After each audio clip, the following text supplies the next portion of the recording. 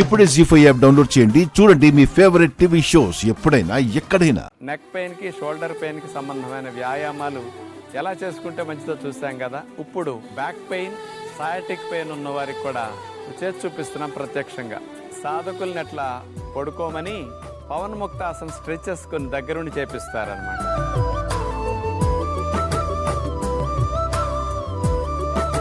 గాలిని వదిలేశాక కాలుని చూడండి చేత్తో స్టాఫ్ పట్టుకుని పవన్ ముక్తాసన్ స్ట్రెచెస్ అట్లా సాధ్యమైనంత వరకు ఎంత వెనక్కి తీసుకెళ్ళగలిగితే అంత వీళ్ళు నొక్కి మరీ తీసుకెళ్తారనమాట.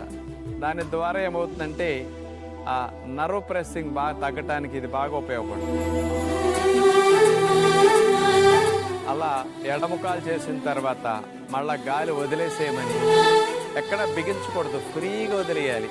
కాళ్ళని అన్నిటిని బాడీ అంతటిని ఫ్రీగా వదిలేస్తేనప్పుడు వీళ్ళు చేసినప్పుడు ఆ స్ట్రెచ్చింగ్ బాగా రిజల్ట్ ఇస్తుంది. అలా దగ్గరుండి పట్టుకుంటారు. ఈ కాలుని అట్లా స్ట్రెచ్ చేసేటప్పుడు చాపిన కాలు స్ట్రైట్గా ఉండాలి, అప్పుడు అది కదలకూడదు. అట్లా స్ట్రెచ్ చేసినప్పుడు కొన్ని హోల్డ్ చేస్తారు. ఒక 5 సెకండ్ల, 10 సెకండ్ల, 15 సెకండ్ల వాళ్ళు చాలన్నప్పుడు తీసేస్తారు. ఇప్పుడు 2 కాళ్ళను కలిపి చేసే విధంగా పవన్ ముక్తాసన్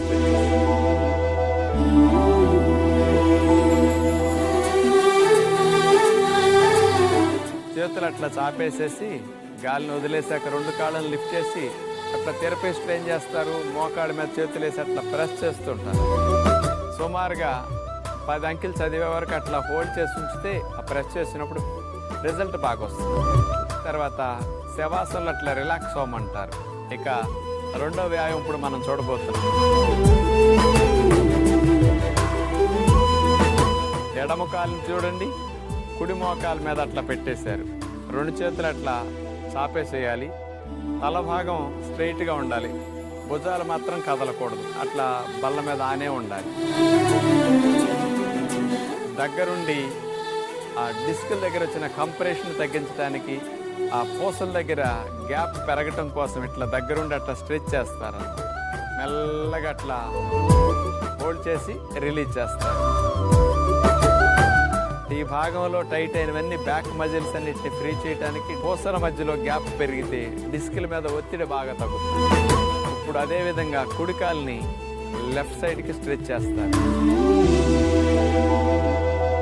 కుడి పాదాన్ని ఎడమ మోకాల మీద పెట్టి దగ్గరుండి పట్టుకుని అట్లా వాళ్ళకి చేయి పెట్టిన దగ్గర చూడండి, అక్కడే పెయిన్ ఎక్కువ ఉంటుంది. ఆ భాగంలో అట్లా ప్రెస్ చేస్తూ ట్విస్ట్ చేస్తారు. ఇట్లా 10 అంకెలు స్టాఫ్ చదువుతూ అట్లా హోల్డ్ చేసి ఉంచుతారు. ఇట్లాంటివన్నీ దగ్గరుండి స్టాఫ్ పట్టుకుని చేస్తే అనుభవం ఉన్న వారికైతే బాగా తెలుస్తాయి. కొన్ని ఇంట్లో చేయాలంటే ఇట్లాంటివన్నీ సాధ్యం కాకపోవచ్చు. ఇక 3వ వ్యాయామంగా చూడండి. ఇప్పుడు కుడి కాలు మీద ఎడమ పాదాన్ని అట్లా పెట్టేసేసి కుడి కాలు లేపించి తొడ మీద పెట్టుకున్నారు మన యోగా మాస్టర్. పెట్టుకుని దగ్గరుండి చేతులతో పట్టుకుని అట్లా మెల్లగా స్ట్రెచ్ చేస్తున్నారు. ఆ ముడ్డి పోసుల దగ్గర, సయాటిక్ పెయిన్ దగ్గర ఏవైతే స్టిఫ్గా ఉంటాయో ఆ మజిల్స్ని రిలాక్స్ చేయడానికి, ఆ డిస్కుల మీద ప్రెషర్ తగ్గడానికి, నర్వ్ ఒత్తిడికి గురవుతుంది కదా, ఆ నర్వ్ కంప్రెషన్ తగ్గడానికి ఈ స్ట్రెచ్ బాగా ఉపయోగపడుతుంది. అట్లా కొద్దిగా ముందు నడువుని ఫ్రీ చేసి మళ్ళీ ఈసారి కుడి పాదాన్ని ఎడమ కాలు పైన అట్లా పెట్టించేసేసి ఎడమ కాలుని పైకి లిఫ్ట్ చేసి యోగా మాస్టర్ తొడ మీద ఆ పాదాన్ని పెట్టుకుని చేతులతో అట్లా పట్టుకుని రొమ్ము వైపుకి కాళ్ళని అట్లా ప్రెస్ చేస్తారనమాట. గాలిని వదిలేసి రిలాక్స్డ్గా ఉంటేనే ఫ్రీగా మూవ్ అవుతుంది బాడీ, ప్రెషర్ తగ్గడానికి అవకాశం. అయిన తర్వాత శవాసనలో హాయిగా రిలాక్సేషన్ చెప్తారు. ఇక 4వ వ్యాయామంగా కుడి మోకాల పైన ఎడం పాదాన్ని పెట్టించి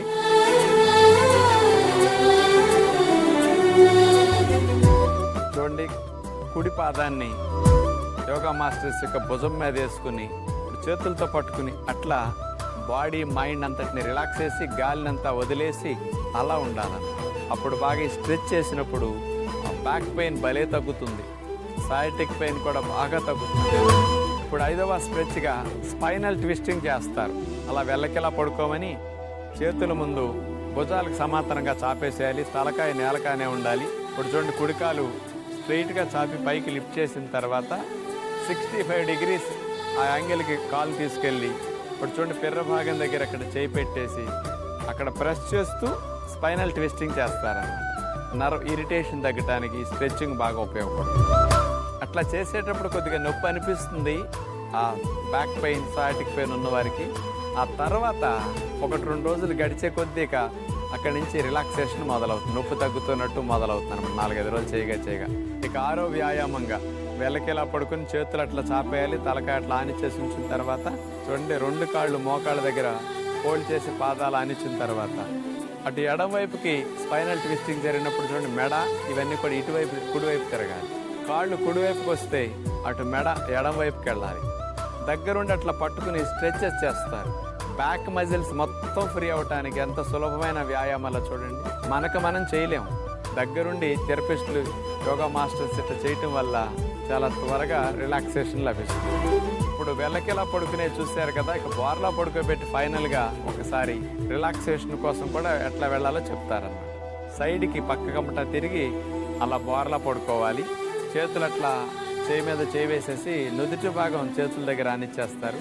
అట్లా బోర్లా పడుకోమని బ్యాక్ మజిల్ అంతటిని కూడా చేతి వేళ్లతో పట్టుకుని అట్లా ప్రెస్ చేస్తూ మజిల్ని రిలాక్స్ అయ్యేటట్టు చేస్తారన్నమాట.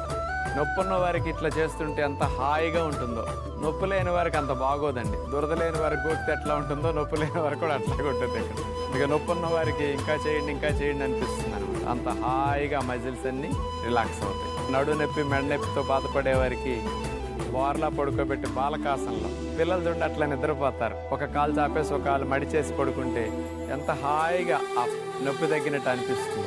ఎవరికైనా ఆ భాగాల్లో నొప్పి అనిపించినప్పుడు ఇలా పడుకుంటే చాలా మంచిదన్నమాట.